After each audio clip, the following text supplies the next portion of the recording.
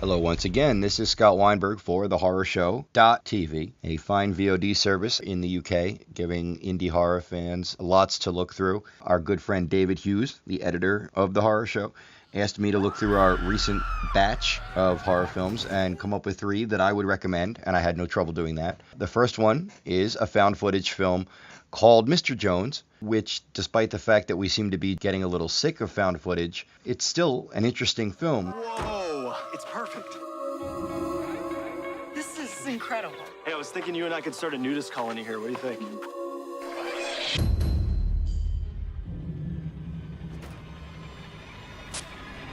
What the hell is that? What is it? What is it? Hey! Hey! Hey! Leave us alone! It's gotten good reviews, and it played at Tribeca Film Festival.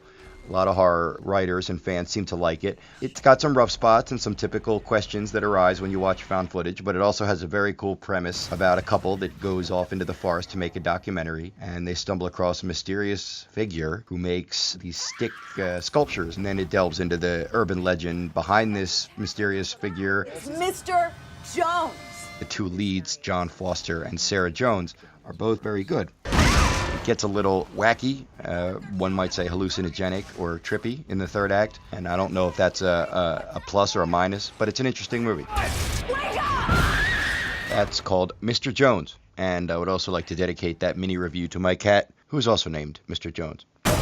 Second, we have a film called The Pit, released in the States as Jugface, which is obviously a strange title, but it's also a title that kind of starts to grow on you after a while. It's from a writer-director named Chad Kinkle. It stars Sean Bridgers, Lauren Carter, Larry Fessenden's in it, Sean Young. And it's not found footage. It is a straight narrative piece. Very low budget, but there's clearly a lot of good ideas here. It's about a reclusive religious group that lives deep in the woods and doesn't really deal with the outside world at all. And that's part of what makes Jugface so cool, is that it all takes place in its own legitimate universe. Their belief is that there is a spirit in the pit that needs to be appeased, and they figure out who needs to be the sacrifice based on what a certain jug looks like when it comes out of the kiln. I want to see if you've been fooling around before you shame all of us. And you better blame it on somebody else. I don't care who. Why? What did you do? You think you can just turn your back on us? Maurice! You all right? It's all my fault. It's a strange concept, but the screenplay sets it up very simply and clearly, and it has a real gritty tone. It has a real interesting kind of dark Twilight Zone hook to it. I don't know how well it would go over with, mainstream horror fans, but The Pit is the kind of movie that a guy like me who loves odd indie horror films, I enjoyed this one quite a bit. The pit wants what it wants. What do you want me to say? Just keep talking, I gotta adjust these levels. Boom, back to found footage once again, but if it wasn't good, I wouldn't bring it up. We have Alexi Gilmore and Bryce Johnson in a found footage Bigfoot concept called Willow Creek.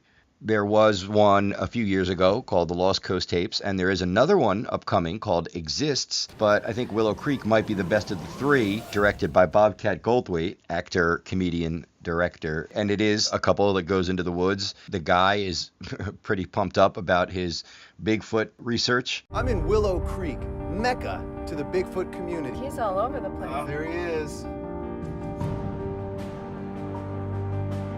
There is a thing we call the curse of Bigfoot. Your friends will all think you're crazy, and you'll spend all of your days searching for something that you never find. I think we're getting close. There's a lot of people back in the woods that just don't like other people in their business. Turn that thing off. Okay. Lucky for me, I know another way in. We're here. Goldthwait is clearly a veteran filmmaker at this point. It has one of the best scares you'll see in a long time. Takes a little bit to get rolling, but it's not one of those found footage movies that feels like it's being made up as they go along. That's, I think, a lot of the problem with these films sometimes, is that it feels kind of laying the track down right in front of the train. Let's see what we get tonight kind of thing. Less is more with Willow Creek. So there you go. 3 new indies available from us here on The Horror Show. Mr. Jones, The Pit, and Willow Creek. 3 recent indies from people who clearly like horror and are not dealing in typical, obvious mainstream ideas. I don't know if any of these three will be called a classic in 10 years, but they're evidence of people making good, basic horror, and I enjoy that. I think you do too. Thanks for listening.